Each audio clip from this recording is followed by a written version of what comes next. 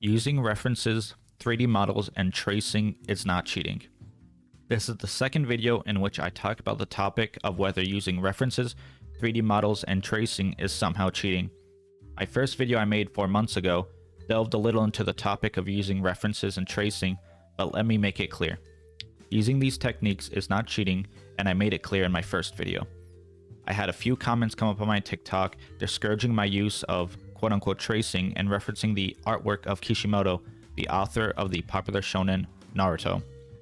I have never lied about my use of half tracing, half drawing, and using references as a base model to understand and achieve a better drawing. But this time I want to point out how I utilize references and tracing and how other popular Western and Eastern artists do the same to an even bigger degree.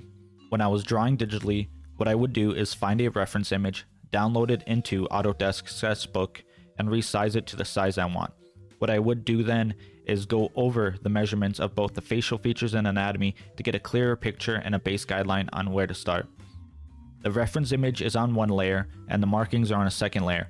I would move the reference back, leaving only the markings and the base guideline left, and I would frequently check back through the course of the process, make sure I got the measurements right, or if I was close enough to the original image.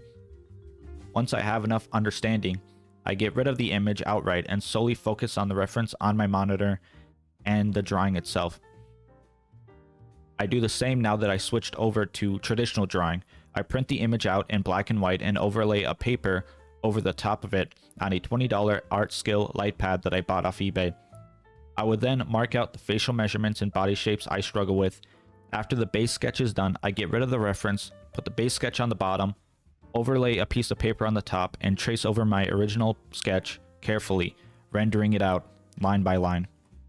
I mentioned in my last video 4 months ago that the old Renaissance artists would frequently use special reflective devices and curved mirrors. They would often use the same drapery patterns and artworks as well. They used what they called cartoons, test drawings that would frequently be able to be applied directly to paintings and artworks, and frequently reused. In modern times, Disney reused the same animation cells and can be frequently found through their back catalog of animations. An example of modern day tracing, 3D modeling, and referencing using the manga artists we hold to a higher standard and are beloved by many. Inio Asano, a new generation mangaka, has appeared in many interviews and YouTube videos detailing how he uses the Unreal Engine and photos shot by himself overlaid into the manga to make more realistic backgrounds with necessary touch-ups to make his art stand out and become more breathtaking. His earlier mangas like Oyasumi Pun Pun, which I read entirely, are very noticeably digital and quote-unquote perfect than his later works. Gantz, as well, heavily uses CGI models for both humans and backgrounds, explained in the Gantz Volume 1 Omnibus. Rough Thumbnails depicts the scene. CGI models are then based on the sketches. They trace over the model for form and add clothing, facial features, etc. Backgrounds are the same. Gege Akutami, the author of Jujutsu Kaisen, uses 3D models for both backgrounds and characters, as well as real-life photos. Western comic examples include Robert Liefeld and Greg Land and others, although Greg Land does take it way too far most of the time. If we were to call every single thing that didn't come from the imagination traced, uninspired, and cheating, art would not basically exist in the same shape and form as it is now.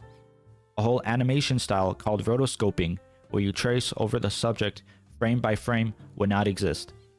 There cannot be a double standard where you rationalize that tracing, using references, and using 3D models is okay because the artist in question is well established and is working in a professional setting versus a hobbyist or a person just starting out.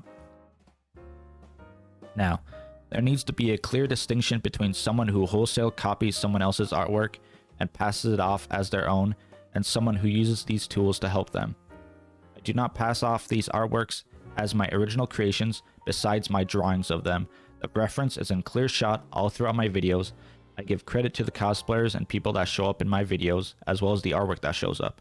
I can and I will take down any drawings or videos that violate any copyright laws or if someone did not wish to be drawn. Should we call making music digitally not real music because these artists do not play a single note by hand or that they use similar chords and beat structures? Should we not tolerate musical covers of songs because they are not original? Should we dismiss the hard work of millions of artists who use 3D models, references, and tracing because common folk, inexperienced, and hard-headed artists deem it as cheating? If someone is genuinely tracing over another artist's work and passing it off as their own original copyrighted creation, please do call them out and make them aware of their actions, but do not be ignorant and call everyone you see who utilizes tracing, 3D models, and references as cheaters, because it is a dangerous mindset and only serves to make the medium and hard task of drawing even more confusing and hard to follow.